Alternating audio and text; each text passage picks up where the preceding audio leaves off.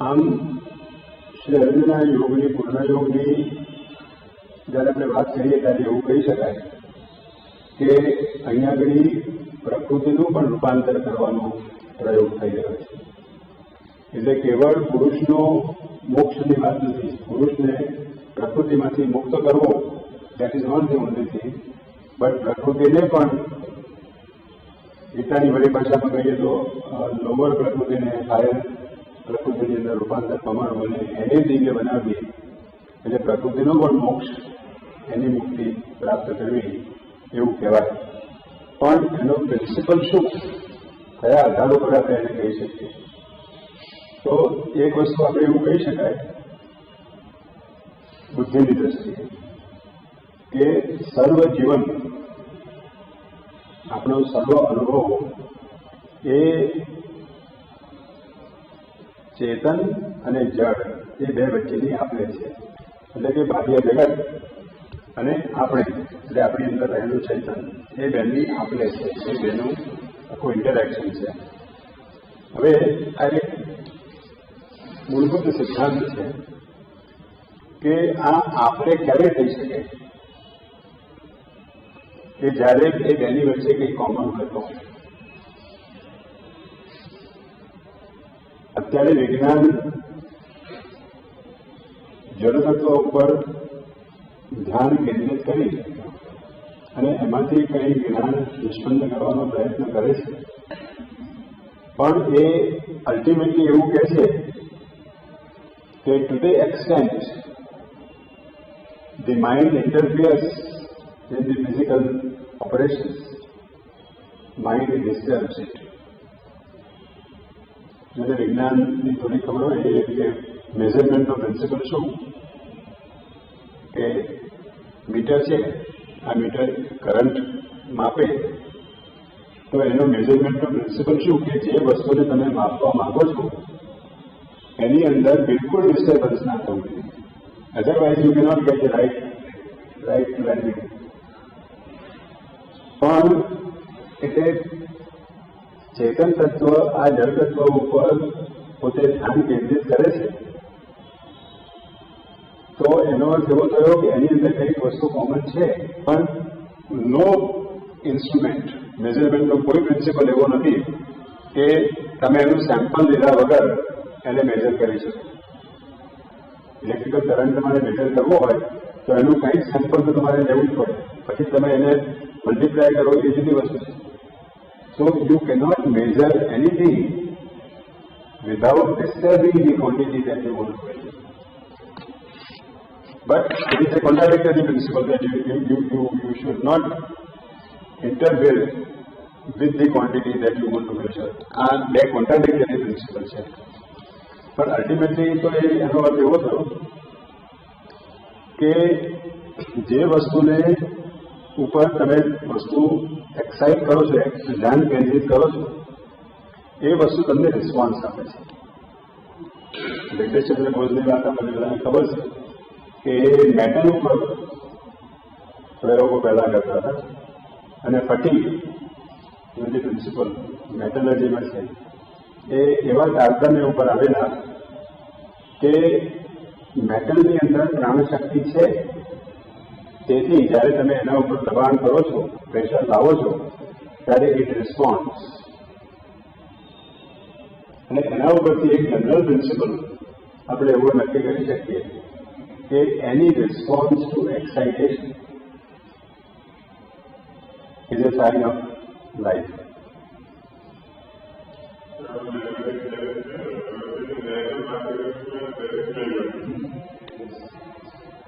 એટલે કહેવાનો ભાવ થાય છે કે આ બે ઇન્ટરેક્શન છે અને એ ઇન્ટરેક્શન ત્યારે જ શક્ય બને કે જ્યારે એની અંદર કંઈ કોમન વસ્તુ હોય. એટલે આ દ્રષ્ટિએ જોતા ઈશ અને જગત, પણ અહીંયા જગત્યામ જગત છે, એટલે જગતી એટલે આ પૃથ્વી અથવા તો વિશ્વ અને એની અંદર આવેલી ઇન્ડિવિજ્યુઅલ જગત એ બધાનો ઈશ એને રહેવા યોગ્ય, એ પરમાત્માને માટે રહેવા યોગ્ય છે. અહીં શબ્દ ઈશ વાપર્યો છે, બ્રહ્મનો શબ્દ નથી વાપર્યો. અને ઈશ શબ્દ વાપર્યો હોવાથી ઈશ એટલે શાસન કરતા એનો અધિષ્ઠાતા દેવ. એટલે એ નિરંજન નિર્ગુણ નિરાકાર બ્રહ્મની વાત નથી, પણ ઈશ્વર સર્વભૂતાના નિર્દેશથી એ પુરુષોત્તમની ચેતનાની વાત છે. એટલે એને રહેવા યોગ્ય છે. આ વાસ્યમ એટલે રહેવા યોગ્ય છે. It is for habitation of જગતી એઝ વેલ એઝ જગત. એની અંદરની દરેક વસ્તુ પરમાત્માને માટે રહેવા યોગ્ય બને છે, રહેવા યોગ્ય છે. હવે રહેવા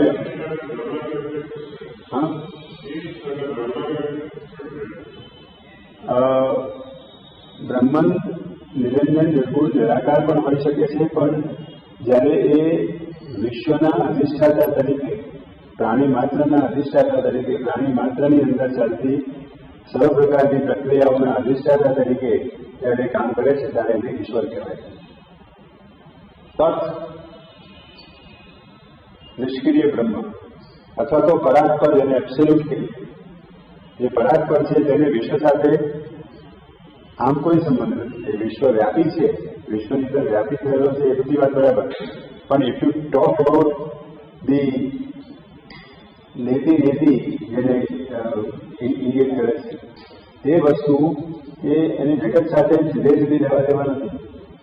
પણ તેની એ આખી ચેતના એક છે કે જે જગત સાથે સંબંધ ધરાવે છે. નોટ ઓનલી એ જગતની અંદર વ્યાપ્ત છે, પણ જગતની અંદર રહેલા સમગ્રતા એટલે કે પૃથ્વી એટલે કે વિશ્વ આખું અને વિશ્વની અંદર રહેલી દરેક વસ્તુઓ એ બધા ઉપર એ શાસન કરી શકે છે. એનું નામ ઈશ. સિદ્ધાંતની દ્રષ્ટિએ જોઈએ તો ઈશ એટલે શું? તો કે શંકરાચાર્ય એવી ડેફિનેશન આપે, માયાથી ઘેરાયેલો બ્રહ્મન એટલે ઈશ. માયોપાતિક બ્રહ્મ એટલે ઈશ. અને જીવાત્મા એટલે કોણ? તો કે પ્રકૃતિથી બંધનમાં પડેલો એ જીવ. એટલે ઈશ અને બ્રહ્મન એ બેની વચ્ચે આ તફાવત વેદાંત પણ કરે છે. આપણે માટે કોઈ એવો તફાવત નથી, કારણ કે પુરુષોત્તમ જ આ ઈશ રૂપ છે. પણ છતાંય અક્ષર બ્રહ્મ એ વચ્ચે છે. ક્ષર, અક્ષર અને પુરુષોત્તમ એવી 3 કેટેગરી આપણે બ્રહ્મની અંદર પાડેલી છે. અક્ષર એ એક સાક્ષી પુરુષ તરીકે છે, એ એક નિરંજન નિર્ગુણ નિરાકાર તત્વ તરીકે છે, એ સહ નથી, એ પદ છે, ન્યુટ્રલ નોઈટર. એટલે એ પુરુષવાચક સંજ્ઞા નથી, એટલે કે કોઈ વ્યક્તિ સ્વરૂપ નથી. બ્રહ્મન એ ઇટસેલ્ફ ઇઝ નોટ કોઈ વ્યક્તિ સ્વરૂપ નથી, એવું આપણે માનીએ છીએ. જ્યારે પુરુષોત્તમ એ પરમ તત્વ છે, પરમ તત્વ હોવા છતાં એ સુપ્રીમ પુરુષ છે. અને એ સુપ્રીમ પુરુષ ઇઝ આ જગતનું મુખ્ય કારણ છે, અને ડાયનેમિક કોન્શિયસનેસનું એ અધિષ્ઠાતા દેવ છે. એટલે એને આપણે ઈશ કહીએ છીએ. શંકરાચાર્યની વ્યાખ્યા બાજુ પર મૂકી દઈએ, પણ પુરુષોત્તમ જે છે એને આપણે ઈશ કહીએ. તો ઈશને માટે આ જગત લેવા યોગ્ય છે. એમાં વાસ્યમ એ રહેવા યોગ્ય છે, પણ અત્યારે એ અભિવ્યક્ત નથી. Work is in progress. એટલે આખું ઇવોલ્યુશનનું કામ પણ એની અંદર આવી જાય છે. It is progressively becoming manifested. એટલે એટલે એની અંદર શું થાય છે કે જગત અને ઈશ, પુરુષ અને પ્રકૃતિ, બ્રહ્મન અને માયા અને ઈશ્વર અને શક્તિ, આ બે જે 3 જોડકા છે એ જોડકા એ એક જ છે. એ વસ્તુ બતાવે છે આ એક પેન્ડે લાઈન. ઈશા વાસ્યમિદં સર્વમ વ્યક્તિ જગતની અંદર જે કંઈ છે, વિરાટ જે વિશ્વ અને વ્યક્તિ સ્વરૂપ, એ બધું જ બ્રહ્મને માટે રહેવા યોગ્ય છે. એટલે અહીંયા આગળ જે 2 એક્સ્ટ્રીમ, એમાં પછી મેટર અને સ્પિરિટ પણ આવી. મેટર અને સ્પિરિટ આવી 2 એક્સ્ટ્રીમ્સ. અને ઈશ્વર અને આ જગત, પુરુષ અને પ્રકૃતિ, બ્રહ્મન અને માયા, એ બંને એક જ છે એવું આમના પરથી ફલિત થાય. એટલે આ 2 જોડકાને, આ 2 એક્સ્ટ્રીમને એ જોડી આપે છે. શંકરાચાર્ય એમાં શું કરે છે કે વાસ્યમનો અર્થ આચ્છાદનીય કરે છે. એટલે જબ્બા તરીકે પહેરવું, કપડા તરીકે પહેરવું, એનો અર્થ થઈ શકે છે કે વાસાંશે જરનાની, એટલે એ શબ્દ તો છે એની અંદર, એટલે એવો અર્થ થઈ શકે. પણ જો તમે વાસ્યમ એટલે આચ્છાદનીય લો તો એનો અર્થ શું થાય કે બ્રહ્મની આખી ચેતના વડે આ જગત વીંટળાયેલું છે. બ્રહ્મની ચેતના ઈશ્વરની ચેતના વડે આ સર્વ જગત વીંટળાયેલું છે, એટલો જ અર્થ થાય. વાસ્યમની અંદર કંઈક વધારે બને છે કે એના હૃદયની અંદર કે એના સર્વ વસ્તુઓની અંદર એ વસી શકવાને માટે ઇટ ઇઝ ફોર હેબિટેશન હોય, એટલે ત્યાં આખી યુનિટી વધારે બતાવે છે. હા, એટલે એના આધાર ઉપર તો કે આ શીશનો વાસ્યમ એટલે વસવા માટેનો હેતુ શું છે તો કે આનંદ પ્રાપ્ત કરવાનો અને આનંદથી ઉપભોગ કરવાનો. બુદ્ધિતા પણ એ બુદ્ધિતા ક્યારે થઈ શકે કે વૈશ્વિક ભૂમિકાઓ પર થઈ શકે. પરમાત્મા વૈશ્વિક ભૂમિકાઓ પર આખા જગતનો ઉપભોગ કરે છે. જો તમારે એને ઉપભોગ કરવો હોય તો તમારે ત્યાગ કરવો પડે. વાસના, ઈચ્છા અને કામના એને તમે દૂર કરો તો ઈગો એ આખી ગ્રંથિ છે અને ઈગોને કારણે આ આપણી સંકુચિતતા આવે છે. સંકુચિતતાને કારણે આપણી અશક્તિ, વીકનેસ આવે છે અને વીકનેસને કારણે સમગ્ર વિશ્વને આપણે આનંદપૂર્ણ માની શકતા નથી. એટલે આની અંદર આ બધી વસ્તુઓ આવી જાય છે, ઈગો અને આકાંક્ષા કે ઈચ્છા કામના. તો એ ન હોય તો તેના ત્યાગતે ન બુદ્ધિતા, એનો ત્યાગ કરવાથી જ આપણે સંપૂર્ણ રીતે એને ભોગવી શકીએ. મહાગોદાસનમ એટલે આકાંક્ષા એટલે કે ઈચ્છાનો ત્યાગ કર, ડિઝાયરનો ત્યાગ કર, તો જ તમે એને વૈશ્વિક રીતે એને પામી શકો. કશે ધનમ, કોઈના પણ ધનની અપેક્ષા ન રાખીએ તો એક પ્રેક્ટિકલ વસ્તુ. જો આ વસ્તુ સત્ય હોય, આ વસ્તુ બની શકતી હોય, આ બે એક્સ્ટ્રીમ વસ્તુઓને આપણે એક કરી શકતા હોઈએ અને એ આનંદપૂર્ણ રીતે આપણે જો આખા જગતનો ઉપભોગ કરી શકતા હોઈએ તો પછીથી કર્મો ત્યાં બંધનકારક કેવી રીતે બની શકે? તો કર્મો કોઈ રીતે બંધનકારક બની શકતા નથી. માટે બીજા મંત્રની અંદર કુર્વન્નેવે કર્માની વિધિ વિષય શતમ સમાહ એવમ ત્વયી ના અન્યથા ઇહ અસ્તિ. આના સિવાય બીજો કોઈ માર્ગ નથી. જીવનની અંદર 100 વર્ષ કર્મો કરતા જીવવું જોઈએ. કર્મની એવ અધિકાર કરે.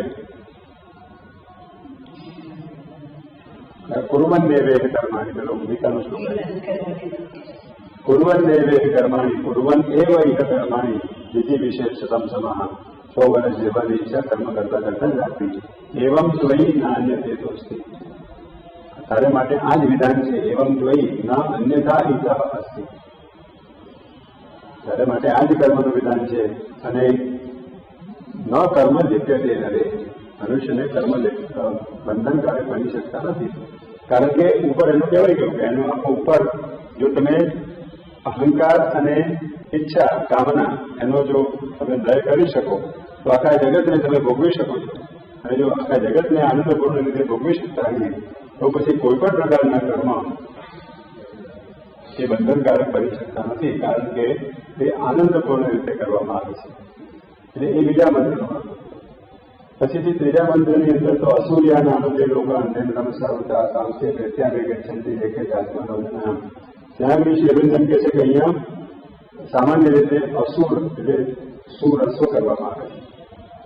અને સુરસ્વ કરવો એટલે આસુરિક બની જાય છે. અસુરમાં સુરસ્વ થાય છે, ટૈટાનિક. અને અસુર જયારે દીર્ઘ કરીએ ત્યારે સૂર્ય વગરનું એમ થાય છે.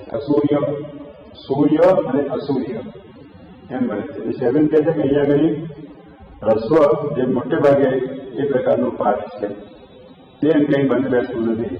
અને પાછળ જે હિરણભાઈ અને પાત્રની અંદર સૂર્યની વાત કરવામાં આવી છે અને અગ્નિની વાત કરવામાં આવી છે, એમાં અસુરની સાથે કોઈ સંબંધ નથી. એટલે અહીંયાથી શું દીર્ઘ હોવો જોઈએ. અને શહેરમાં એમાં જ કહે છે કે બે પાઠ મળે છે. આમાં અસુરમાં શું રસ્તો પણ મળે છે, દીર્ઘ પણ મળે છે, પણ એના કોઈ રેફરન્સ નથી. રેફરન્સ શોધવો પડે, રેફરન્સ નથી કોઈ જગ્યાએ. એટલે એ અસુર દીર્ઘ છે એમ માનીને એમ શેરબેન નથી જાણે છે કે આ અસુર એટલે અહીંયા આગળ સૂર્ય વગરના એટલે અંધકાર ભરેલા લોકો, અંધકાર ભરેલા જગતની અંદર માણસ અહીંથી શરીર છોડીને ખાઈ છે. એ કે છે આત્માનુજના, જે લોકો આત્માનો ઘાત કરે છે. આત્માનો ઘાત અનેક રીતે થઈ શકે. જે જગતની આખી ઉત્ક્રાંતિની અવસ્થા છે એ ઉત્ક્રાંતિના સામાન્ય માર્ગની અંદર બળજબરીપૂર્વક એનાથી આડે રસ્તે ચાલી જાય, અથવા તો જીવનની અંદર જે જીવનની વ્યવસ્થા છે એ જીવનની વ્યવસ્થાની અંદર બળપૂર્વક એનું કટ ઓફ કરી નાખે, એટલે કે સુસાઇડ કરે, તો પણ એ અસૂર્યા નામ જે લોકો આ સૂર્ય વગરના એટલે અંધકાર ભરેલા જગતની અંદર જાય છે. આ ત્રીજા મંત્ર. પછી અને જે એકમ મનસો જવિયો નૈન દેવા આપનું પૂર્વમાં સતત ધાવતું અને આનંદથી તસ્મિન માતેશ્વર હતી તદ એ જતી તદ ન એ જતી તદ દૂરે તદ ઉ અંતિકે તદ અંતરસ્ય સર્વસ્ય તદ ઉ સર્વસ્ય અસ્ય ભાગ્યતા. અહીંયા આગળ શું કહેવા માંગે છે કે આ બીજું જોડકું છે. એક આ જે બે ત્રીજા મંત્ર છે, ત્રીજા મંત્રમાં કોઈ જોડકું રિકન્સિલેશન નથી કર્યું, પણ પહેલા મંત્રની અંદર ઈશ્વર અને જગત એટલે મેટર અને સ્પિરિટ એ બે વચ્ચેનું સામંજસ્ય, એ બે વચ્ચેનું સમાધાન નિરાકરણ કર્યું. બીજાની અંદર કે જ્ઞાન એટલે કે જ્ઞાનની અંદર જ્ઞાન અને કર્મ એ બે વચ્ચેનો વિરોધ નથી એનું નિરાકરણ કર્યું. જ્ઞાન અને કર્મ વચ્ચે કોઈ વિરોધ નથી. જ્ઞાન એ ઈશ્વરને લેવા યોગ્ય છે. આ સર્વ જગત એટલે એ જગત જો લેવા યોગ્ય છે ને કામનાના નાશ દ્વારા તમે જગતને એ કરી શકો છો, એનો ઉપભોગ કરી શકો છો. એટલે વાસનાનો ત્યાગ અને ઉપભોગ. પણ અહીંયા ત્યાગ એટલે ઈચ્છાનો ત્યાગ, અને ઈચ્છાનો ત્યાગ એટલે બાહ્ય ત્યાગ નથી, આંતરિક ત્યાગ છે, સાયકોલોજીકલ ત્યાગ છે. એટલે એ ત્યાગ અને ઉપભોગ આ બે જોડકા, બે ઓપોઝિટ, ત્યાગ કરવો અને ઉપભોગ કરવો. ઉપભોગમાં પોઝેશન આવે છે, ત્યાગમાં બિલકુલ છોડી દેવાની વાત આવે છે. એટલે આ બે જે એક્સ્ટ્રીમ તત્વો છે એનું પણ સમાધાન કરવામાં આવે છે, અને એને લીધે જ્ઞાન અને કર્મનું પણ સમાધાન અહીંયા થાય છે બે મંત્રોની વચ્ચે. પછી આ જે ચોથો ને પાંચમો મંત્ર છે એની અંદર યુનિટી એન્ડ મલ્ટિપ્લિસિટી, એક અને બહુ, તદ એ જ અથવા તો એક અને બહુ જો આગળ આવશે, પણ અહીંયા આગળ સ્થિતિ અને ગતિ એનું સામંજસ્ય કરવામાં. અને જે એકમ મનસો જવીઓ એ એક છે એ નવી મુવમેન્ટ કરતો હોવા છતાં એ મનથી ઝડપી છે, મન કરતા ઝડપી છે. અને જે એકમ મનસો જવીઓ નહીં દેવા આપનું મન પૂર્વમાં સત, દેવો એને પામી શકતા નથી, કારણ કે દેવો ઇન્દ્રિયોના અધિષ્ઠાતા દેવ છે. એ દેવો એમની નીચેની કેટેગરીમાં છે. એટલે દેવો દોડ્યા કરે છે. દેવોનું કાર્ય શું છે? જગતની અંદર ચેતનાની વૃદ્ધિ કરવાનું, અને એને માટે એ કાર્ય કર્યા કરે છે. અને એ કાર્ય કરે છે એટલે દોડે છે, પણ એ દોડે છે તેના કરતાં પણ બ્રહ્મન અથવા તો ઈશ્વર એ સૌથી વધારે આગળ જઈ શકે છે. એ મનથી પણ વધારે ઝડપી છે. આપણે ત્યાં જગતમાં પૃથ્વીને ભૂમિકા ઉપર ઝડપી કોણ? તો કે પ્રકાશ. પ્રકાશ કરતાં મન ઝડપી હોય છે આપણી દ્રષ્ટિએ, પણ પરમાત્મા એના કરતાં પણ વધારે ઝડપી છે. કહેવાનો ભાવ કે એ બધે જ છે. એટલે ગતિ અને સ્થિતિ, એ ગતિ અને સ્થિતિ એ બે જે એક વિરોધી તત્વો છે, એ વિરોધી તત્વોનું અહીંયા આગળ નિરાકરણ કરવામાં આવે છે. તદ એ જતી તદ ન એ જતી, એ ઝડપમાં આવે છે એટલે ઝડપમાં નથી, પણ સ્થિર પણ છે, એને ગતિમાન પણ છે. તદ દૂરે તદ અપવું અંતે કે દૂર પણ છે. આપણે એમ કહીએ કે ભગવાન તો બહુ દૂર છે, ભગવાનને પણ મેળવવા બહુ અઘરા છે. તદ હું અંતે કે છતાં એ આપણી અંદર છે, બધે જ રહેલા છે. તદ દૂરે તદ હું અંતે કે તદ્દન તરત જ સર્વ છે. બધાની અંદર પણ રહેલા છે, બધાની બહાર પણ રહેલા છે. નોટ ઓનલી ફિઝિકલી પણ મેન્ટલ ભૂમિકા ઉપર અને પ્રાણમય ભૂમિકા ઉપર, બધી જ ભૂમિકાઓ ઉપર એ દૂર હોવા છતાં પણ નજીક છે. એટલે એમાં સ્થિતિ અને ગતિ, હવે સાઈડમાં બહુ સુંદર વાત કરે છે કે ગતિ આપણને જે જગતની અંદર દેખાય છે તે ગતિ દેખાય છે, પણ ગતિ હંમેશા સ્થિતિની અપેક્ષા રાખે છે. સ્થિતિ સિવાય, સ્થિરતા સિવાય ગતિ થઈ શકે નહીં. આ એક જનરલ ગાડી ચાલતી હોય તો પૃથ્વી સ્થિર હોય તો ગાડી ચાલી શકે. પૃથ્વી અને ગાડી બંને ચાલતી હોય તો એ એક રિલેટિવ ગતિ કહેવાય, પણ એબ્સોલ્યુટલી તો સ્થિતિ પૃથ્વી જો સ્થિર હોય તો એના ઉપર ગાડી ચાલી શકે. એટલે ગતિ અને સ્થિતિ એ બંને વિરોધી છે, પણ છતાંય એ ગતિમાંથી સ્થિતિ એટલે સ્થિતિમાંથી ગતિ આવે છે. કહેવાનો બાબત એ છે કે માણસ જેટલો શાંત અને સ્થિર હોય એટલી એની અંદર તાકાત વધારે હોય. એટલે આ જગતની અંદર અનંત બ્રહ્માંડોની જે શક્તિ અને તાકાત છે, અને એ અનંત બ્રહ્માંડોની અંદર જે શક્તિનો વિસ્ફોટ છે અને સાથે સાથે એની અંદર જે ગતિ છે, એ ગતિ કોઈ સ્થિર તત્વની અપેક્ષા રાખે છે, અને એ સ્થિર તત્વ એબ્સોલ્યુટલી સ્થિર છે.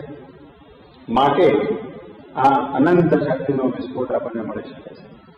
એટલે જેટલી સ્થિરતા વધારે, જેટલી શાંતિ વધારે, એટલા કાર્યની ક્ષમતા વધારે છે, એ આપણો પ્રિન્સિપલ આપણે નક્કી કરી શકીએ છીએ. એટલે બુદ્ધને માટે એમ કહેવાય છે કે બુદ્ધ જયારે જન્મ થયો ત્યારે એવું કહેતા હતા કે આ ગાતો મોટો સમ્રાટ થશે, કે ગાતો મહાન યોગી થશે. એટલે કહેવાનો બાબત એ છે કે એમના હૃદયની સ્થિતિ બહુ દ્રઢપણે સ્થિર હતી, શાંત હતી, અને તેથી એ શાંતિમાંથી અનેક પ્રકારના કાર્યો, સર્જનો કરી શકવાની ક્ષમતા હતી. એટલે જેટલું વ્યક્તિ વધારે સ્થિર અને શાંત, એટલે એની અંદર કર્મ કરવાની તાકાત, કર્મ કરવાની શક્તિ વધારે થાય. એટલે સ્થિતિ અને ગતિ આ બે દેખાય છે પરસ્પર વિરોધી, પણ એ એકબીજાના પૂરક છે, એ એકબીજા ઉપર આધાર રાખે છે, અને એ જો ન હોય તો એ આ વસ્તુ થઈ શકે નહીં. એટલે કહેવાનો બાબત એ છે કે જે બ્રહ્મન, જે ઈશ છે, એ આ બંનેની અંદર સમજ, સ્થિતિ અને ગતિ બંનેની અંદર સમજે, બંનેની અંદર સરખી રીતે રહેલો છે. બંને વિશે સમ છે, સમમ બ્રહ્મ જેને કહેવામાં આવે છે. એવી રીતે પછીના બે મંત્રોની અંદર યસ્તો સર્વાણી ભૂતાની આત્મજીવાનું પશ્યતિ સર્વભૂતેષુ ચ આત્માનં તતો ન વિજુગુપ્સતે યસ્મિન સર્વાણી ભૂતાની આત્મૈવાભૂત વિજાનત તત્ર કો મોહ કરશો એકત્વમનુ પશ્યત. અહીં આગળ એકત્વને બહુત્વની વાત કરે છે કે યસ્મિન સર્વાણી ભૂતાની આત્મૈવાભૂત વિજાનત, જે જ્ઞાનની અંદર આત્મા જ પોતે સર્વભૂતરૂપ બનેલો છે, અને સર્વભૂતેષુ ચ આત્માનું, સર્વભૂતોની અંદર આત્માને જોવામાં આવે છે, અને આત્માની અંદર સર્વભૂતોને જોવામાં આવે છે. તો અહીંયા આગળ એકત્વ અને બહુત્વ છે, કારણ કે પરમાત્મા એક છે એમ આપણે કહીએ છીએ. જ્યારે સર્વ વ્યક્તિઓ અને વસ્તુઓ બધી અનંત છે, ફોર્મેશન્સ અનેક છે, પણ આ અનેકત્વ આવે ક્યાંથી? તો કે unity and multiplicity, unity and diversity. યુનિટીનો અર્થ જ ડાયવર્સિટીનું એકીકરણ થાય છે. ડાયવર્સિટી અને યુનિટી બંને પરસ્પર પૂરક છે, એ તો આપણે નક્કી કરી શકીએ છીએ, પણ જે આપણે જે એકમેવાદ દ્વિતીય બ્રહ્મ કહીએ છીએ, તે એકમેવાદ દ્વિતીય બ્રહ્મ એક નથી. એકનો અર્થ એમ કે બે નહીં, એમ નહીં. દ્વિતીય ભયમ ભવતી એવું વેદાંત રીતે કહેવામાં આવે છે, પણ બ્રહ્મન અનેક રૂપ છે. એ અનેક રૂપ છે કારણ કે એ એક રૂપ છે. એ એક હોય, વિશ્વની અંદર અનંત કેન્દ્રો દ્વારા એ પોતાની જાતનું નિરીક્ષણ કરી શકે છે, પોતાની જાતને જોઈ શકે છે. એટલે બ્રહ્મન ઉપર પરાત્પર તરીકે એક છે, પણ અહીં આગળ વિશ્વની અંદર અનેક ચૈતસિક કેન્દ્રો દ્વારા, અનેક જીવાત્માઓના કેન્દ્ર દ્વારા એ પોતાને અનુભવી શકે છે. એટલે આ એક કેના જેવી વાત છે?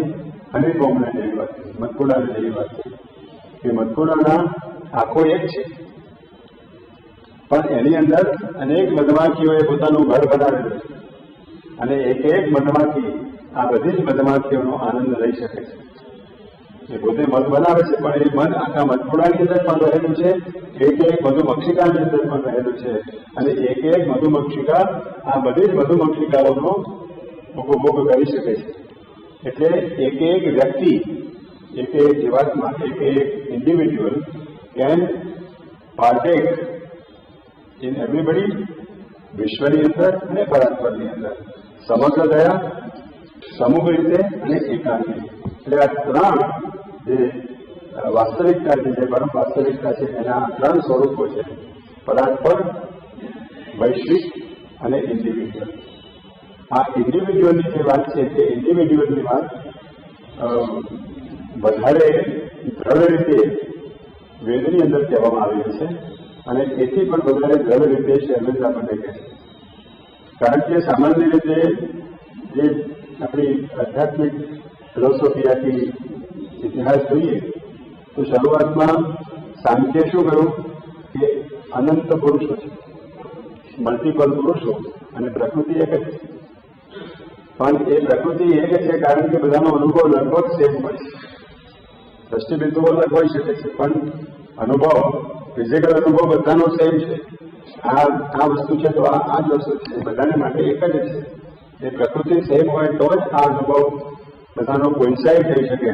માટે પ્રકૃતિ આખી વ્યાપ્ત છે, જ્યારે પુરુષ અનેક હોઈ શકે છે, કારણ કે તમે પણ જુઓ છો ને આ પણ જુઓ છો, બધા જુએ છે. એટલે સાંખ્યની અંદર અનેક પુરુષો અને એક પ્રકૃતિ એમ કહેવામાં આવે છે, પણ એક તત્વગણના કરવામાં આવે છે. માટે પછીથી વેદાંતની અંદર એમ કહેવામાં આવે છે કે ભાઈ બ્રહ્મ તો એક જ હોઈ શકે, અને જો પુરુષ તત્વમાંથી જો તમે કહેતા હો હું તે છે તો બ્રહ્મન તો એક જ છે, તો પછી આ મલ્ટિપલ પુરુષો ક્યાંથી આવે? તો મલ્ટિપલ પુરુષો ના હોઈ શકે. બ્રહ્મન એક જ છે, માટે આ પુરુષો કોઈ જગ્યાએ મળતા હોવા જોઈએ, કોઈ જગ્યાએ મળતા હોવા જોઈએ. તો પછી બીજું કેવી રીતે થાય? તો વેદાંત અંદર એમ કહેવામાં આવે છે કે ભાઈ વાસણો હોય, આ પ્રકૃતિના બધા મોલ્ડ છે, આ પ્રકૃતિના મોલ્ડની અંદર એક બ્રહ્મન પોતાનું પ્રતિબિંબ પાડે છે. એટલે કેવળ આ પ્રતિબિંબો છે. એટલે પ્રતિબિંબોની જયારે વાત આવે ત્યારે એની અંદરથી વાસ્તવિકતા જતી રહે છે. દિવ્ય વાસ્તવિકતા છે, દિવ્ય વાસ્તવિકતા એમાંથી જતી રહે છે. કારણ કે બ્રહ્મન એક સર્વવ્યાપી છે અને આ એની અંદર રહેલો જીવાત્માનું, અને જીવાત્માની અંદર એનું પ્રતિબિંબ છે, પ્રકૃતિની અંદર પડેલું પ્રતિબિંબ છે. એમાં જીવાત્મા પણ કહેવાનું એ પ્રકૃતિની અંદર પડેલું પ્રતિબિંબ છે. માટે એની અંદર કોઈ વ્યક્તિ સ્વરૂપ ઇન્ડિવિજ્યુઅલ વાસ્તવિકતા નથી, એવું આનો અર્થ થાય.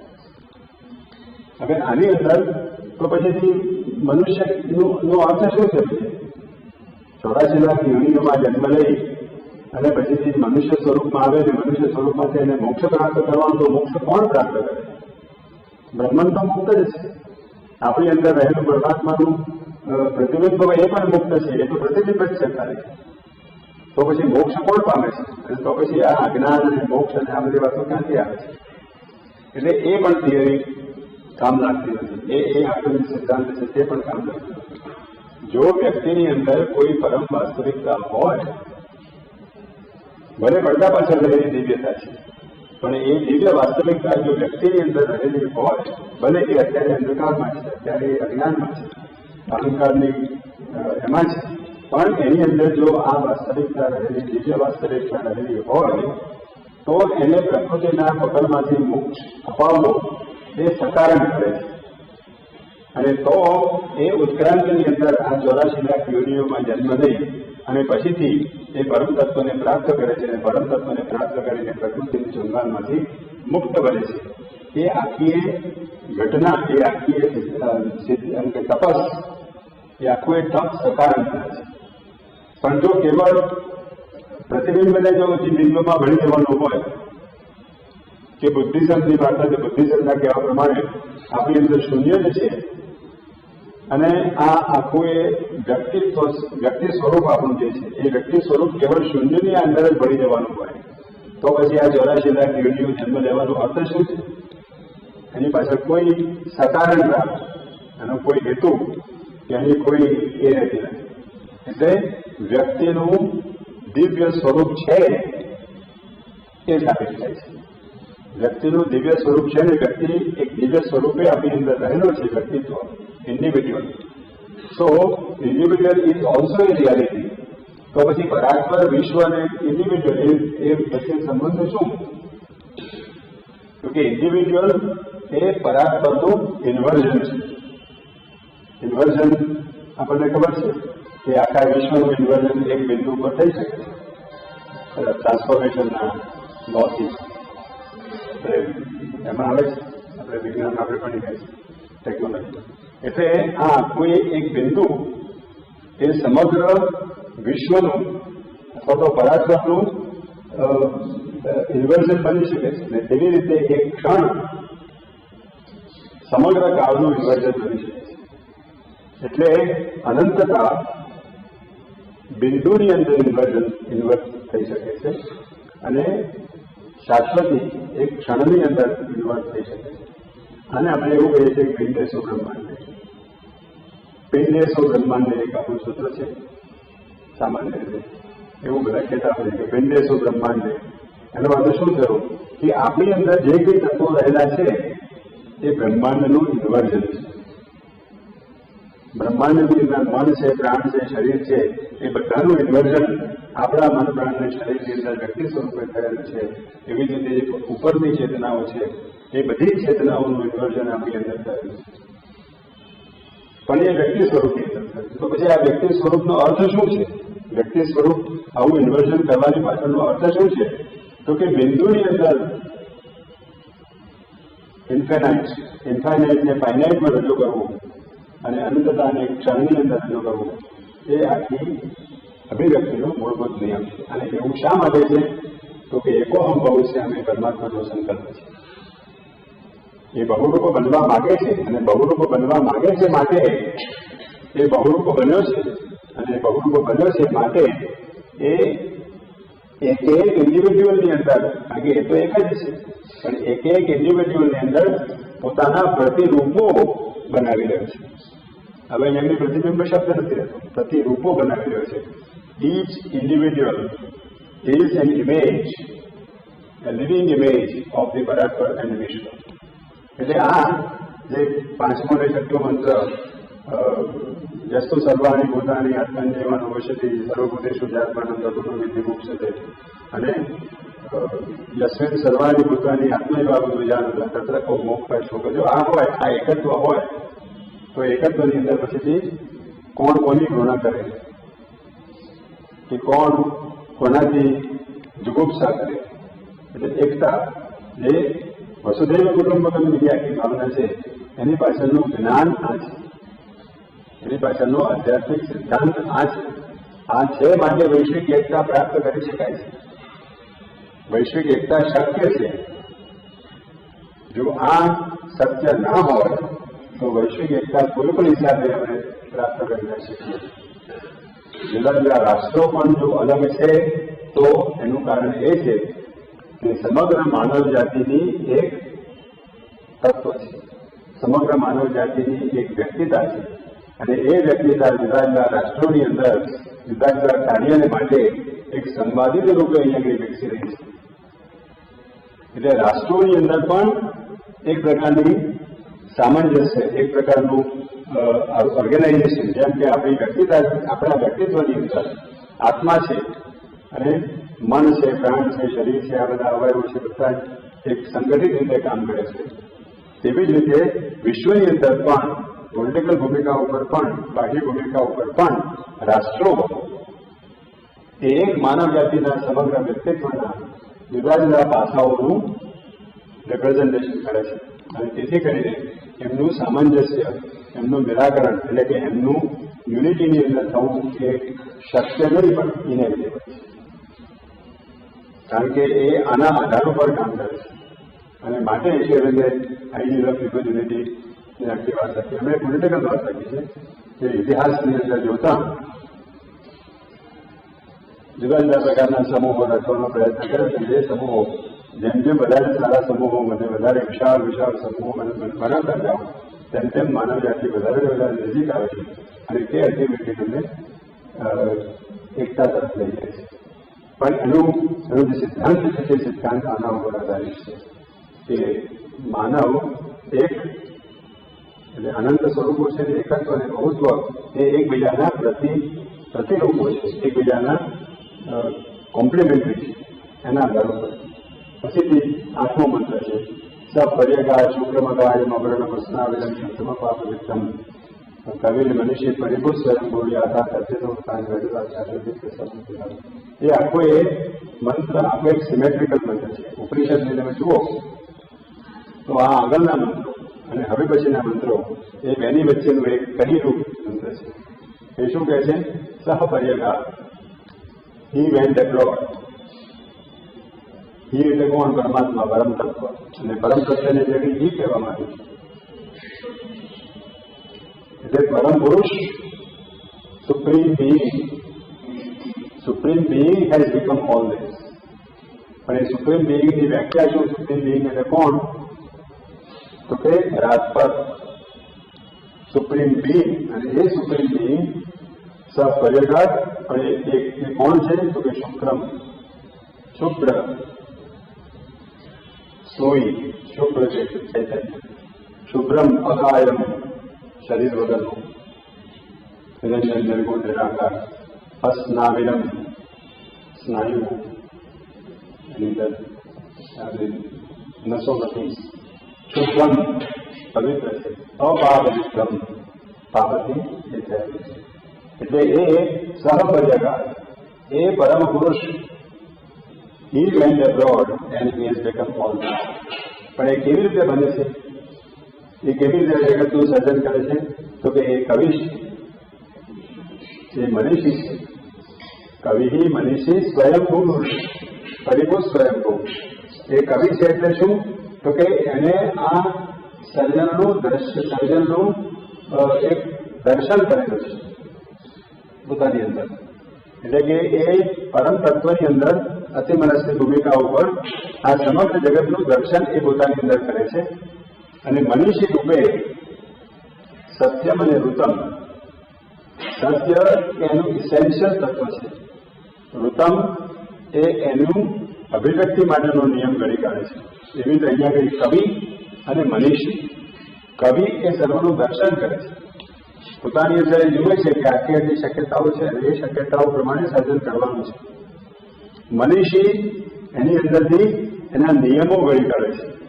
એનું મનપૂર્વક સત્ય વિચાર દ્વારા એવી રીતે શબ્દ વાપરે છે. આ મનીષી એટલે આપણી બુદ્ધિના પ્રમાણે નથી વાત, મનની વાત નથી, પણ સત્ય વિચાર, જે દર્શન એને જોયું છે એને સત્ય વિચાર દ્વારા એને શેપ આપે છે.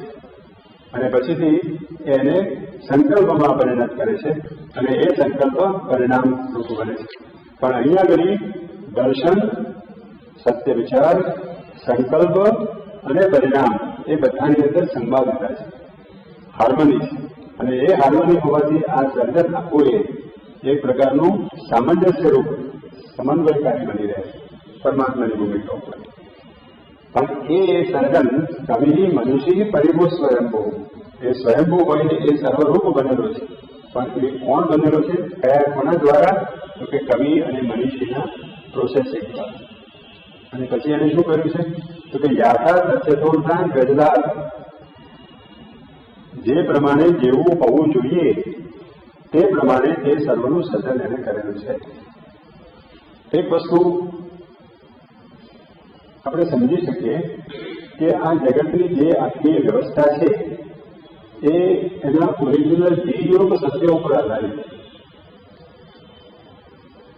ઓરિજિનલ બીજરૂપ સત્યોની અંદર જો આનું અસ્તિત્વ ન હોય એવી કોઈ વસ્તુ જગતની અંદર સિદ્ધ થઈ શકે નહીં. એટલે એમ જ કોઈ જગ્યાએ કહે છે કે આવું કદી બની ના શકે, કારણ કે આ ઓરિજિનલ સત્યમાં આ વસ્તુ રહેલી નથી. એટલે પરમાત્માએ એનું દર્શન કરેલું હોવું જોઈએ. એ એનો મૂળભૂત બીજ છે. મનીષીએ એના માટેનું આખું પ્રોસેસ અથવા તો એનો નિયમ ઘડી કાઢેલો હોવો જોઈએ. અને ત્યાર પછી એ સંકલ્પની અંદર ઉતરી આવે તો જ આ જગતની અંદર થઈ શકે. એટલે આ જગત જેવું હોવું જોઈએ એટલે બહુ સુંદર જવાબ આપ્યો છે કે કમળ છે, એ કમળનું એનાલિસિસ કરવાથી તમને કમળનું રહસ્ય ન સમજાય કે જે કાદવની મારે ઉગે છે એ કાદવનું એનાલિસિસ કરવાથી કમળ ના સમજાય. કમળ નામનું કોઈ તત્વ છે, કમળ નામનો કોઈ વિચાર છે, કમળ નામનો કોઈ સર્જન છે, અને એ સર્જન અહીંયા આગળ પોતે અભિવ્યક્ત થાય છે. એ અભિવ્યક્ત ગમે તેમાંથી થાય છે, પણ એના સત્ય વિચારમાંથી રિયલ આઈડિયા, એ રિયલ આઈડિયા શબ્દ પ્રેરણો છે. શ્રી અરવિંદે એને આ પરમાત્માના સત્ય વિચાર રૂપે એને એડોપ્ટ કરેલો છે. એ રિયલ આઈડિયા રૂપે રહેલો છે, અને એ રિયલ આઈડિયા અહીંયા આગળ ચરિતાર્થ થાય છે. એટલે વૃક્ષ અને બીજ, એ વૃક્ષ અને બીજ એ એકબીજાને સમજાવે છે. બીજમાંથી વૃક્ષ થાય છે, પણ બીજમાંથી જેનું બીજ હોય તેવું જ વૃક્ષ થાય. એની અંદર રહેલું જે બીજ છે, સત્ય વિચાર છે, એ સત્ય વિચાર જ એને કઈ રીતે પરિણત થઈ શકે. જો આ વસ્તુની અંદર સત્ય વિચાર ન રહેલો હોય એવી કોઈ વસ્તુ જગતની અંદર અસ્તિત્વ ધારણ કરી ન શકે. એટલે ટાઈમ સેમ્પિટરમાં અનંતકાળથી પરમાત્માએ જેનું દર્શન કરેલું છે, જેને પોતાના સત્ય વિચારની અંદર સ્થાન આપેલું છે, એવા સર્વ વસ્તુઓનું સર્જન એને પોતે કરેલું છે. અને તે ફ્રોમ ટાઈમ સેમ્પિટર. એટલે માનવ આવો થવાનો છે. આપણે વિચાર કરીએ કે માનવ તો હજુ થોડા યુગો પહેલા હતો, કે જે પહેલા પ્રાણીઓ હતા અને તે પહેલા વનસ્પતિ હતી, જે પહેલા પૃથ્વી ખાલી એકદમ હતી. તો એ પૃથ્વી ઉપર આટલી મોટી શક્તિનો વિસ્ફોટ પરમાત્માએ કેમ કર્યો? આખી એમથી પૃથ્વી બનાવવાની અને પૃથ્વી ઉપર આ પ્રયોગ કરવાનો છે. તો પછી આ આખું બ્રહ્માંડ, બાઉન્ડલેસ બ્રહ્માંડ કેમ કર્યું? તો કે એને ખબર છે, એને પોતાની અંદર દર્શન કરેલું છે કે આ બ્રહ્માંડની અંદર એક પૃથ્વી નામનું તત્વ રહેવાનું છે, અને એ પૃથ્વી ઉપર ઉત્ક્રાંતિનું પ્રયોગ કરવાનો છે. અને એ પ્રયોગની અંદર આ જળ તત્વમાંથી પ્રાણ તત્વ આવવાનું છે, પ્રાણ તત્વમાંથી પ્રાણીઓ આવવાના છે, એમાંથી મનુષ્ય આવવાનો છે, અને મનુષ્ય જેવો માનવ બનવાનો છે. અને ત્યાં આગળ મારે આખી જ્ઞાન અવતરણની આખી પ્રક્રિયા ત્યાં પૂર્ણ કરવાની છે, અને પછી એને બ્રહ્માંડમાં વિસ્તાર કરવાનો છે. માટે બ્રહ્માંડનો વિસ્તાર છે છેલ્લે આવશે, પણ તેની શરૂઆત એને પહેલેથી કરી રાખી છે. પ્લાનિંગ પહેલેથી કરી રાખ્યું છે. એટલે મનુષ્યનો જન્મ થાય તે પહેલા એને ખાવાનું, તેના પ્રાણની પુષ્ટિ માટેની બધી વ્યવસ્થા વનસ્પતિ મારફતે કરી રાખી છે, પ્રાણી મારફતે કરી રાખી છે. એટલે યાથા સત્યોત્થાન પહેલા શાશ્વત સમાપ્ય માનવ પછી અતિમાનવ બનવાનો છે, દિવ્ય માનવ બનવાનો છે, એ એને પોતાના દર્શનની અંદર જોયેલું છે. માટે શેરવિંદ કહે છે કે અવશ્યમ ભાવી, એ અવશ્યમ ભાવી રીતે અહીંયાથી સક્સેસફુલ જશે. એટલે આ રીતે એ આત્મા મંત્રની અંદર એ આખી વાત લખવામાં આવે છે. આ એક બહુ જ શું કહીએ કે લૌકિક રૂપ મંત્ર છે આત્મા મંત્ર વિશ્વ પરિષદનો. એ ઘણી જગ્યાએ તમે જોઈ શકો કે આ વસ્તુ થવાની ગતિ માટે જ થયેલી છે, કારણ કે એ પરમાત્માને જોયેલી નથી. એટલે આપણે એમ કહીએ કે આપણે પરમાત્માના દર્શન કર્યા, એના બધા પરમાત્માને આપણા દર્શન કર્યા છે. આપણે પરમાત્માનો વિચાર પણ કરેલો હોય તે પહેલા પરમાત્માએ આપણા દર્શન કરેલા છે. પરમાત્માએ આપણને જોયેલા છે કે આ હું આવી રીતે બનવાનું. પછીથી જે 6 મંત્રો છે એ 6 મંત્રોની અંદર 2 જોડકાને સમાધાન કરવામાં આવ્યું છે, વિદ્યા અને અવિદ્યા. એમાં મુખ્ય જે કોયડાનો પ્રશ્ન છે તે આ છે કે અંધનતમ પ્રવિશંતિ એ અવિદ્યામુપાસતે તતો ભૂય ઇવ દે તમો યઉ વિદ્યાયામ ગતા. અવિદ્યા એટલે અજ્ઞાન, બહુત્વનું જ્ઞાન, અને વિદ્યા એટલે એકત્વનું જ્ઞાન. અવિદ્યાની અંદર જે લોકો રહે છે તે અંધકારમાં પ્રવેશ, પછીથી બસ કે એ અજ્ઞાન છે, માટે એ અંધકાર છે. પણ તતો ભૂય એ બધે તમામ આથી પણ વધારે અંધકારમાં પ્રવેશે છે જે લોકો કેવળ વિદ્યાની ઉપાસના કરે. હવે અહીં આગળ બધાએ બધા, અને આનો ઉપાય કોઈને ગળ્યો જ નથી.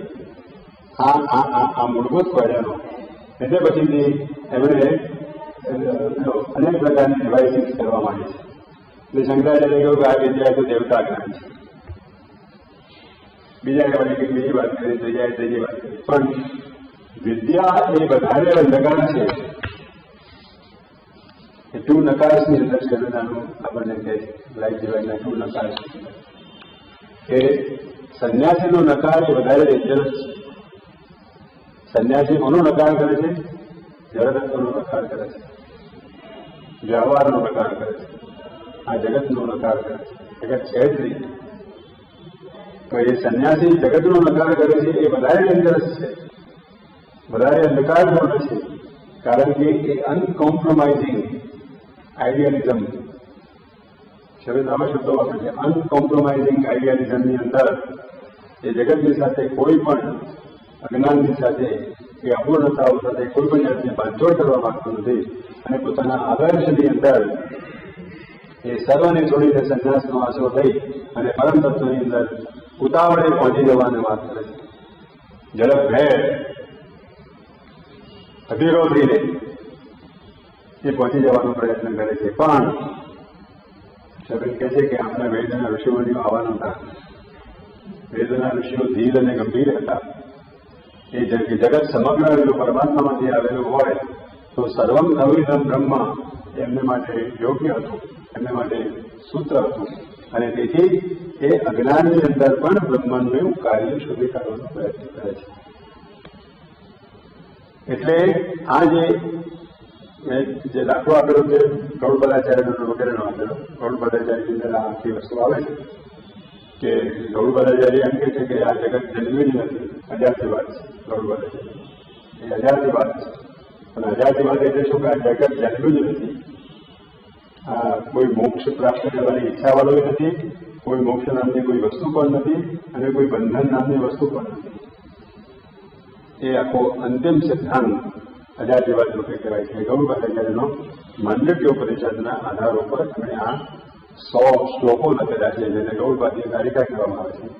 એની અંદરનો આ શ્લોક છે. ન નિરોધો રચો પત્ય ન પ્રતો રચ સાધક ન મોક્ષ નવે મોક્ષ ઇતિહાસ પરમાત્મતા આ છે. એટલે એ આધ્યાત્મિક સાક્ષાત્કારનું એક ઉત્કૃષ્ટ સ્વરૂપ છે. ઉત્કૃષ્ટ સ્વરૂપ એટલે એકાંગી ઉત્કૃષ્ટ સ્વરૂપ. જ્યારે માણસ સમાધિમાં ઉતરી જાય અને બ્રહ્મન સાથે એકતા પ્રાપ્ત કરે ત્યારે બ્રહ્મન સાથેની એકતાની અંદર અને પ્રકાશની અંદર એનું આખું એક મન અમનીભૂત થઈ જાય છે. અને મન અમનીભૂત થઈ જાય એટલે પરસિવરનો લય થઈ જાય છે. પરસિપિયન્ટનો લય થઈ જાય છે. અને જો પરસિપિયન્ટનો લય થયો તો જગતની અંદર એ બે તત્વો છે, એક ચૈતન્ય અને જળ, એ બેની આપણે એ આખો જીવનનો વ્યવહાર છે, એ વ્યવહાર આખો બંધ થઈ જાય છે. એટલે એને માટે જગત બ્રહ્મરૂપ બની જાય છે. જગત છે જ નહીં. પછીથી એક હિંમત કરીએ કે એક તોફાની વિદ્યાર્થી તરીકે આપણે એમને પૂછી શકીએ કે બરાબર છે, તમારો સાક્ષાત્કાર બહુ સરસ છે અને શુદ્ધ સાક્ષાત્કાર છે, એમાં કોઈ ભેદભાવ નથી. પણ તમે જ્યારે જાગૃત અવસ્થામાં આવો છો ત્યારે તમારા શરીરનું પોષણ કરવા માટે જે ખાવાનું ખાવ છો તે સાચું છે કે ખોટું છે? ત્યારે જગત તમારે શરીરની તમને નિદ્રાની જરૂર પડે છે, તમને ખાવાની જરૂર પડે છે, તમારે શરીરને પોષણ એટલે કે શરીરનું એ કરવાની જરૂર પડે છે. તો પછી તે વખતે તમારો આ સિદ્ધાંત ક્યાં જાય છે? એટલે શંકરાચાર્યને આ ખબર હતી એટલે એમને વિવર્તવાદ આપ્યો, જગતની પ્રાતિભાષિક સત્તાનો સ્વીકાર કર્યો. એમના શિષ્યના શિષ્ય ગૌડબલાચાર્યના શિષ્ય ગોવિંદબલાચાર્ય, ગોવિંદબલાચાર્યના શિષ્ય Shankaracharya.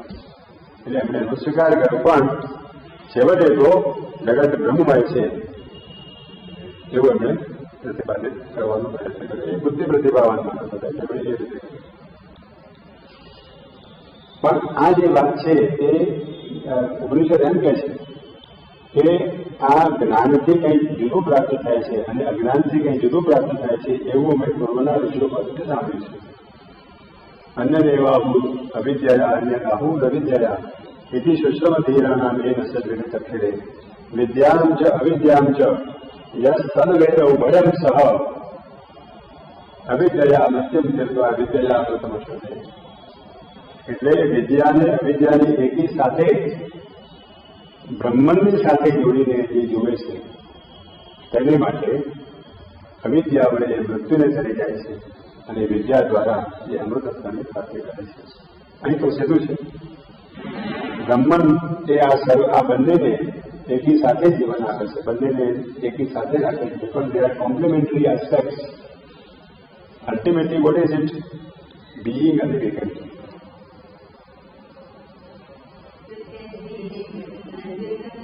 Becoming is a vidya. Becoming is the kshetra of a vidya. And being and becoming is one. So who becomes? Being only becomes. તો બ્રહ્મન પોતે જ પરમાત્મા પોતે જ અહીંયા પોતાના રૂપોની અંદર વિકાસ પામી રહ્યો છે. અહીંયા કોઈ બીજું કોઈ છે જ નહીં. એટલે બીઇંગ અને બીકમિંગ એ એક જ વસ્તુના આસ્પેક્ટ છે. બીઇંગ છે તો બીકમિંગ બની શકે છે અને બીકમિંગ એ હંમેશા બીઇંગ ઉપર આધાર રાખે છે. એટલે બીઇંગ અને બીકમિંગ બે એક જ બ્રહ્મના બંને આસ્પેક્ટ છે. એટલે બ્રહ્મની સાથે જો તમે બીઇંગ અને બીકમિંગને જોવા જાઓ, એની સાથે એકી સાથે દર્શન કરો, તો બીકમિંગ દ્વારા તમે આ જગતને ચડી જાઓ છો અને બીઇંગ દ્વારા તમે અમરત્વને પ્રાપ્ત કરો છો. આ બહુ સિદ્ધાંત આ ત્રણ મંત્રોની જરૂર. પછીથી સંભૂતિ અને અસંભૂતિની વાત કરે છે કે અસંભૂતિ એટલે શું? તો કે આ જીવનની બહારનું અસ્તિત્વ.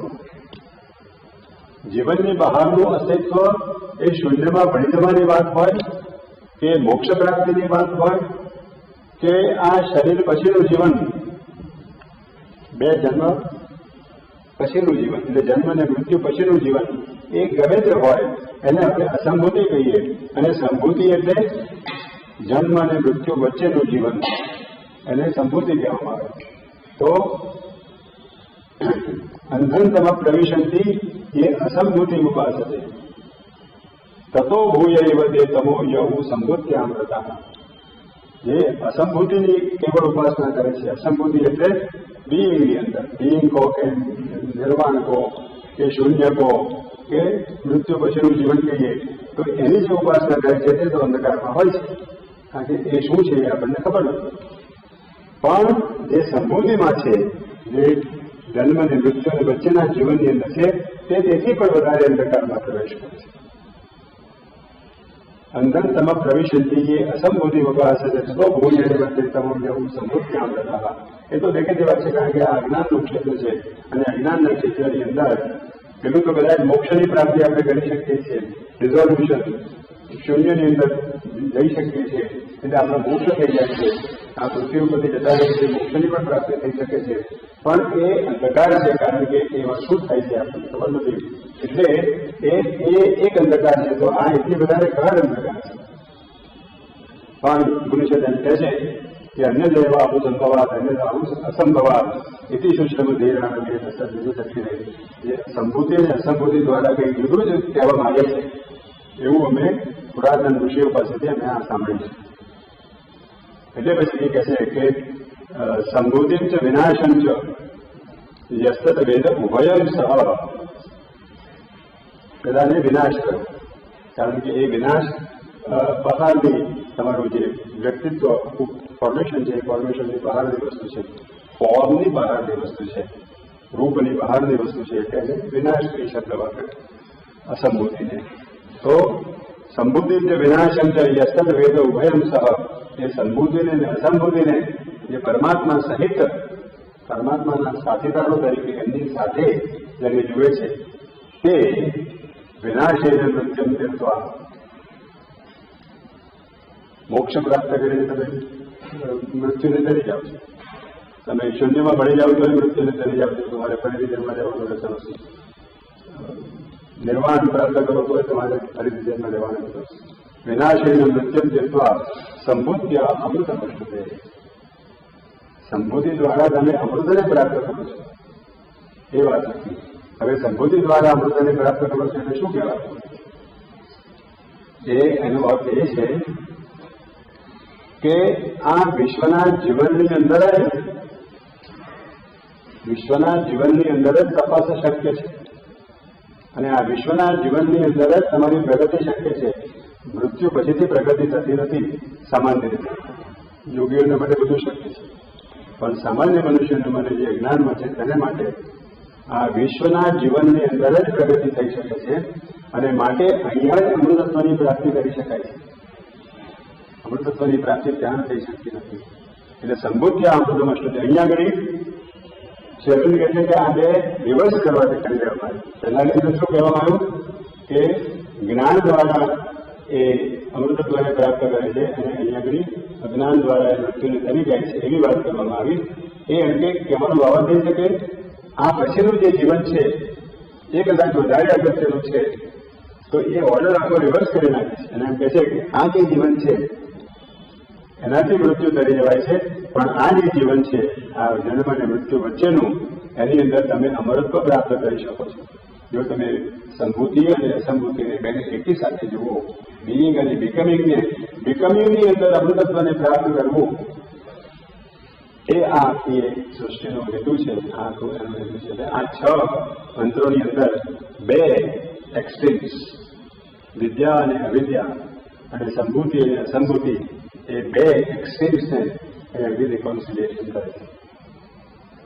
આ રિકોન્સિલિએશનની વાત અહીં આગળ પૂરી થઈ જાય છે. પછીથી જે વાત આવે છે નિરંતમય અને પાત્રે સત્યસ્ય વિહિતમ મુખમ તત્વમ પુષણ નપાવનું સત્ય ધર્માય દ્રષ્ટે, એનું છે આ જે 2 મંત્રો છે નિરંતમય અને પાત્રે સત્યસ્ય વિહિતમ મુખમ તત્વમ પુષણ નપાવનું સત્ય ધર્માય દ્રષ્ટે, ભૂષણ એકર્ષે યમ સૂર્ય પ્રજાપત્ય વ્યુહ શ્રી સમૂહ તેજો યત્ય રૂપમ કલ્યાણત્વમ પ્રત્યે પુષ્યામી યોસા વસૌ પુરુષ સૌ. એ વેદની અંદરના મંત્રના 2 ટ્રાન્સલેશન છે એમ કહે છે. શ્રીલંકે પોતાના પુસ્તકની અંદર વેદ સેક્રેટ ઓફ વેદની એવા ભૂતકાળની અંદર લખેલું છે કે આ 2 જે મંત્રો છે વિશ્વોપનિષદના, એ વેદના મંત્રોનું સીધું ટ્રાન્સલેશન છે. અને વેદના મંત્રની અંદર શું કહે છે તો એ મિત્રાવરુને ઉદ્દેશીને એ મંત્ર લખેલો છે કે ઋતેન ઋતમપિહિતમ ધ્રુવમ મામ સૂર્યસ્ય યત્ર વિમુચ્ય અશ્વાન દશશતા સહસ્રસ્તુ સરેકમ દેવાનામ શ્રેષ્ઠમ વપુષામકૃષ્ણ. એ મંત્રની અંદર મિત્રાવરુને ઉદ્દેશીને એમ કહેવામાં આવ્યું છે કે તમારું સત્ય, તમારું જે પરમ સત્ય છે એ સત્યથી ઢંકાયેલું છે. ઋતેન ઋતમપિહિતમ ધ્રુવમ,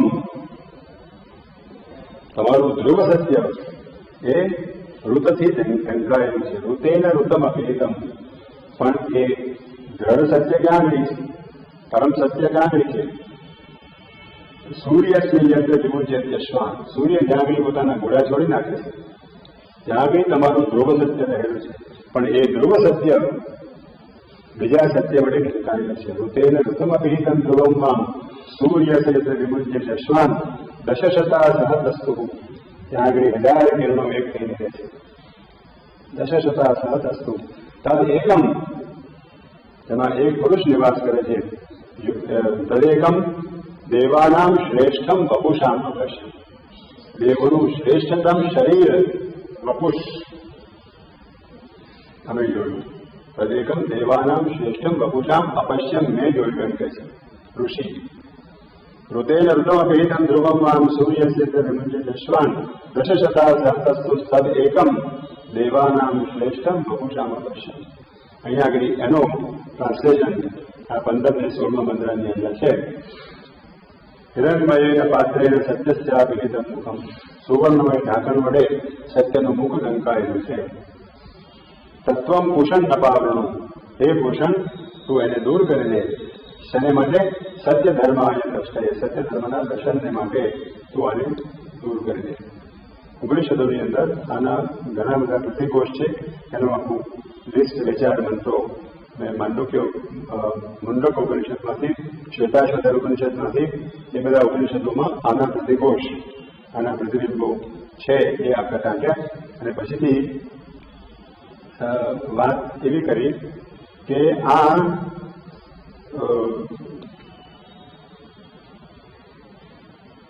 હિરણમય પાત્રે સત્યસ્ય વિહિતમ મુખમ તત્વમ પુષણ નપાવરણું સત્ય ધર્માય દ્રષ્ટે, એ સત્ય ધર્મના દર્શન માટે આ છે. એટલે ઉપનિષદોની અંદર એવું કહેવામાં આવ્યું છે બીજી જગ્યાએ કે સૂર્ય દ્વારે તે વેદાંતિ, સૂર્યના દ્વાર દ્વારા એ લોકો અંદર જાય છે. યત્ર તત્ સત્ય છે પરમ જ્ઞાન, જ્યાં સત્ય પરમ સત્ય રહેલું છે એ સૂર્યના દ્વાર દ્વારા અંદર જાય છે. શેરવિંદ કહે છે કે સૂર્યના દ્વાર દ્વારા તમે સત્યમાં પ્રવેશ કરી શકો છો, પણ પાછા આવી શકતા નથી.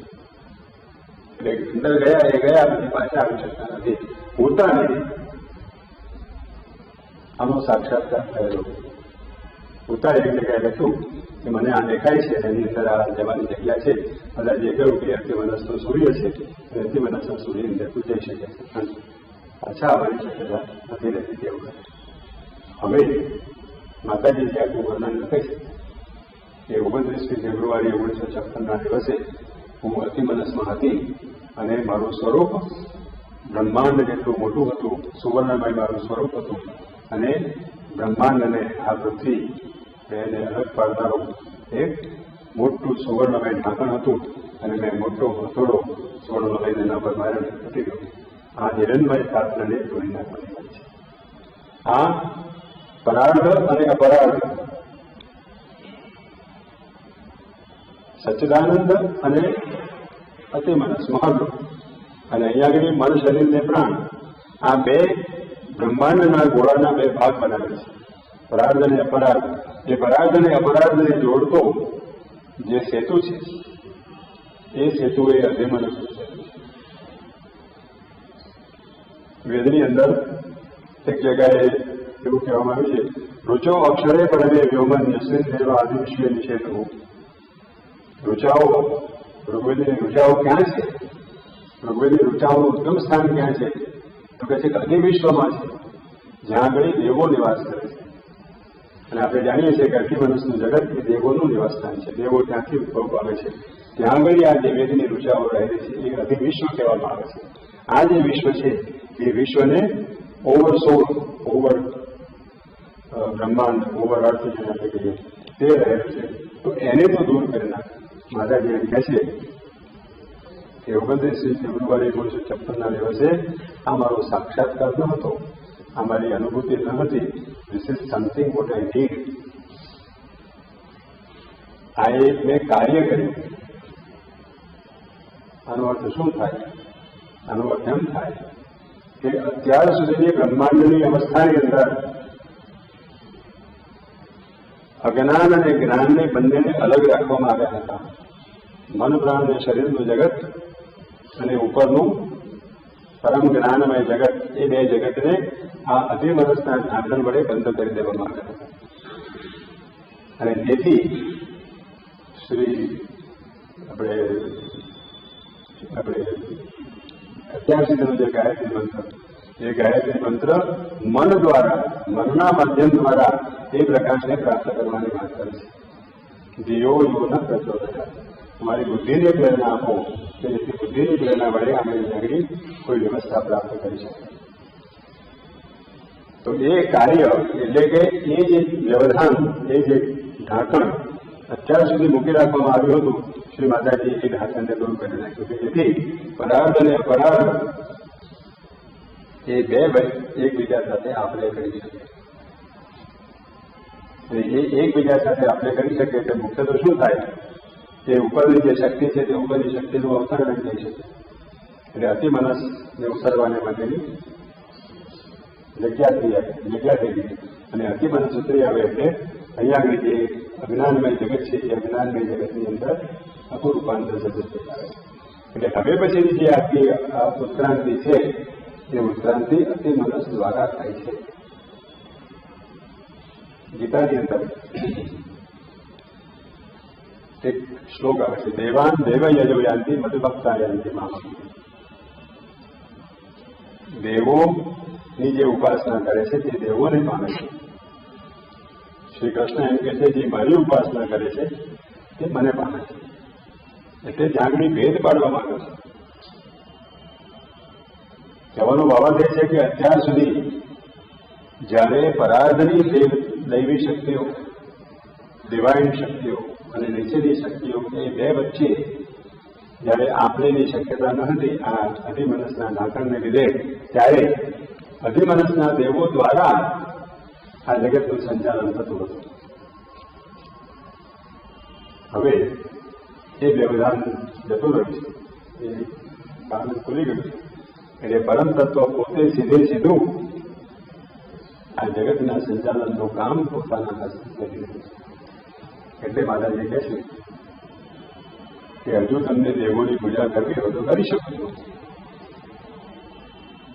પણ બધાને માટે નથી. આ જે લોકો શ્રી અરવિંદના પૂર્ણયોગની અંદર પોતે કંઈક અપેક્ષા રાખી અને કંઈક કરવા માંગે છે, કંઈક ગોવાળિયામાં ટેકા આપવા માંગે છે, તેને માટે હવે દેવોને પૂજવાની કોઈ જરૂર નથી. કારણ કે પરમાત્માએ આ જગતનું સીધે સીધું સંચાલન પોતાના હાથમાં કર્યું છે. શ્રી કૃષ્ણે ગીતાની અંદર આ પ્રોમિસ આપેલું હતું, દેવ યજોયાતિ મદભક્તાયાંતિ મામથી. હવે એ ચરિતાર્થ થયું છે, હવે એ ફૂલફિલ થયું છે, હવે એ સિદ્ધ બન્યું છે. આ 15મા મંત્ર. હવે 16મા મંત્રની અંદર યત્તે રૂપમ કલ્યાણતમમ પૂષણ નહીં કરશે યમ સૂર્ય પ્રજાપત્ય સમય બરાબર, પણ યત્તે રૂપમ કલ્યાણતમમ પેલાની અંદર આપણે જોયું દેવાનામ શ્રેષ્ઠમ વપુષામ અવશ્ય, દેવોનું શ્રેષ્ઠતમ રૂપ મેં જોયું. એ કોની વાત કરે છે? યત્તે રૂપમ કલ્યાણતમમ પ્રત્યે પશ્યામી, એ કોની વાત કરે છે? તારું કલ્યાણતમ રૂપ ત્યાં આગળ છે એ મેં જોયું. એમ જ્યારે ઋષિ કહે છે ત્યારે કોની વાત કરે છે? એ મહાલોકની અંદર રહેલા સૂર્યના ઘરની અંદર રહેલા પરમ તત્વ આ અતિ મનસના અધિષ્ઠાતા દેવની વાત કરે છે. અને જો શ્રી અરવિંદને આપણે એમ કહેતા હોઈએ કે એ અતિ મનસના અવતાર છે, તો એ અતિ મનસના દેવનું રૂપ ત્યાં રહેલું છે એની વાત કરે છે. અને ગાયત્રી મંત્ર, શ્રી અરવિંદના ગાયત્રી મંત્રની અંદર જે વરમ રૂપમની વાત છે એ વરમ રૂપમ તે છે, શ્રેષ્ઠતમ રૂપ એ છે. એનું ધ્યાન આપણે કરીએ છીએ કે જેથી એ આપણને રૂપાંતર સિદ્ધ કરી આપે. એ વાત આખી અહીં કરે છે. સાવિત્રીની અંદર 11મા બુકની અંદર આનું વિશદ વિસ્તારપૂર્વક વર્ણન શ્રી અરવિંદે કરે છે. સાવિત્રી પૂર્વના જગતોની અંદર જાય છે અને તે જગતોની અંદર અહીંયા આગળ જે યમ હતો એનું પ્રતિરૂપ સૌંદર્યમય, સર્વજ્ઞાનમય, સર્વશક્તિમય એવું સ્વરૂપ ત્યાં જુએ છે. All glory and all divinity were collected here in a single form. All worshipped eyes looked through his eyes from one form. He wore all for him in his grandiose limbs. અને પછી આગળ લખે છે કે he wore the crown of the fourfold being in him. આ કોનું સ્વરૂપને વર્ણન કર્યું છે? All glory and all divinity were collected here in a single form. All worshipped eyes looked through it from one face. He bore all bodies in his grandiose limbs. આ કોની વાત આપે છે? શ્રી અરવિંદ જે અવતાર સ્વરૂપે જે દેવ સુપ્રીમ પુરુષ અતિ મનસના અધિષ્ઠાતા દેવ, મહાલોકના અધિષ્ઠાતા દેવ જે અવતાર લઈને આવ્યા છે તે પોતાના સ્વરૂપનું વર્ણન કરે છે. તત્સવિતુર વરમ રૂપમ જ્યોતિ સરસ્વતી જન્મ સત્ય નથી કહે. હા, અને વિરાટ હિરણ્ય ગર્ભ પ્રાગ્ન અને તુર્ય એ ચતુષ્પાદ બ્રહ્મનો મુકુટ એ પોતાની અંદર ધારણ કરે છે. આ વાત લખી છે. આ 2 મંત્રોનું તાત્પર્ય છે. હિરણ્મય પાત્રેણ સત્યસ્ય અભેદમ મુખમ તત્વમ ભૂષણ પાવનું સત્ય ધર્માય દ્રષ્ટે ભૂષણ એકર્ષે યમ સૂર્ય પ્રજાપત્ય સમૂહ તેજો યત્તે રૂપમ કલ્યાણતમ તત્તે પશ્યામિ યોસાવ સૌ પુરુષ સૌ. પછીના જે મંત્રો છે અહીંયા સૂર્યની વાત કરવામાં આવી, હવે અગ્નિની વાત કરે છે.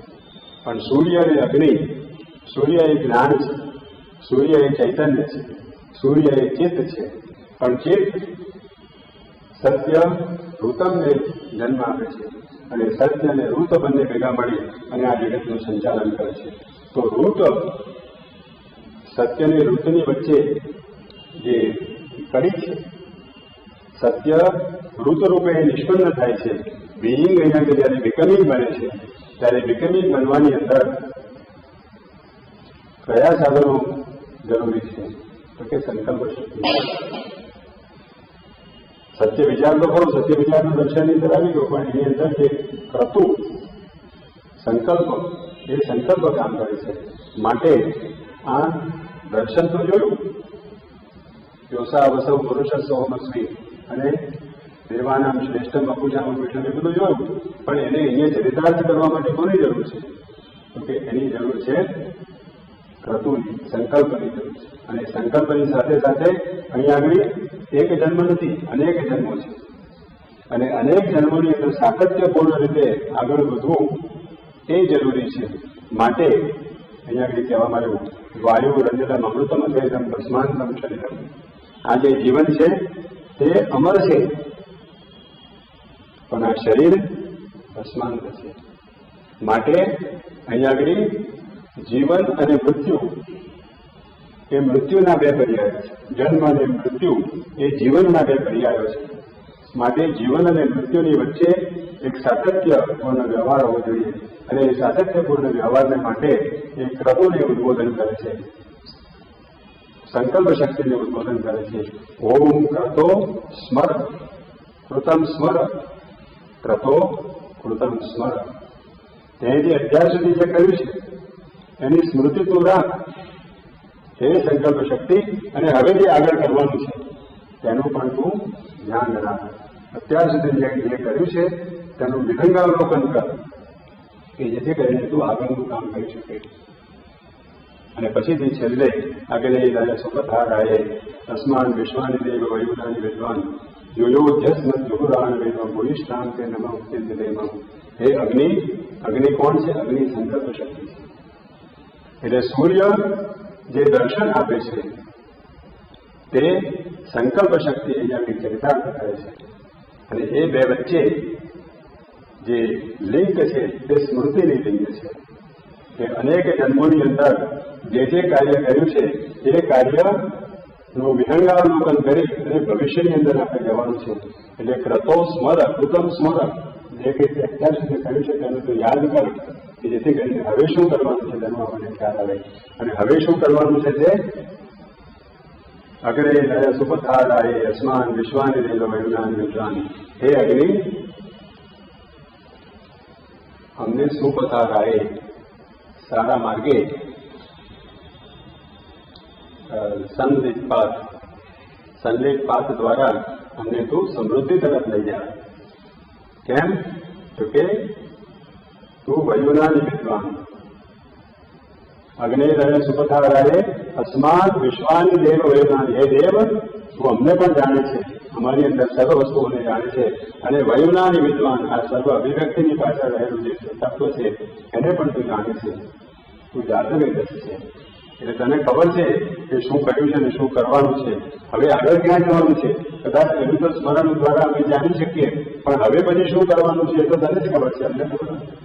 માટે હે અગ્નિ નય સુપથા રાયે, સમૃદ્ધિ તરફ અમને લઈ જા.